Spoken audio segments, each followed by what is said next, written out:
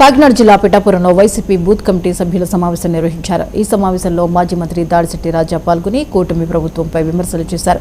ఎన్నికల్లో ఇచ్చిన సూపర్ 6 హామీలను అమలు చేయడంలో కూటమి విఫలమైందని విమర్శించారు. ఓటర్ జాబితాలపై ప్రత్యేక దృష్టి పెట్టాలని పార్టీ శ్రేణులకు సూచించారు. ఎన్నికల్లో సీఎం చంద్రబాబు ఎలాంటి కుట్రలకైనా పాల్పడతారని ఆరోపించారు. మాజీ ఎంపీ వంగా గీత అధ్యక్షతన జరిగిన ఈ సమావేశంలో ఓటర్ జాబితాలపై అవగాహన కల్పించారు. స్పెషల్ ఇంటెన్సివ్ రివిజన్ మీద మనం పిఠాపురంలో డిఎల్ఏలు మరియు ముఖ్య నాయకుల మీటింగ్ జరుపుకోవడం జరిగింది. ఎందుకంటే గతంలో ఏ విధంగా అయితే గత ఎన్నికల్లో సడన్ గా ఓట్లు ఇంక్రీజ్ అవడం, సుమారు 25,000 ఓట్లు 15 రోజుల టైంలో ఇంక్రీజ్ అవడం, అదేవిధంగా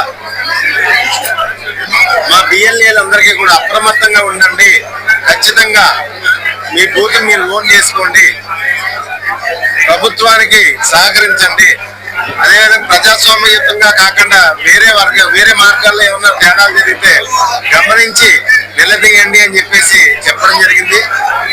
ఈ రాష్ట్రంలో వైఎస్ఆర్ కాంగ్రెస్ పార్టీకి సంబంధించిన బిఎల్ఏలందరూ కూడా చాలా జాగ్రత్తగా ఉండవలసిన అవసరం ఎంతైనా ఉంది. ఈ 2 నెలల్లో కూడా మన బూత్ ను ఓన్ చేసుకుని మన బూత్ లో మనకి సంబంధించిన కానీ ప్రజలకు సంబంధించిన కానీ ఓట్లు పోకుండా, ముఖ్యంగా ఈ రాష్ట్రంలో ఉన్న మహిళలందరూ ఓట్లన్నీ పోకుండా కూడా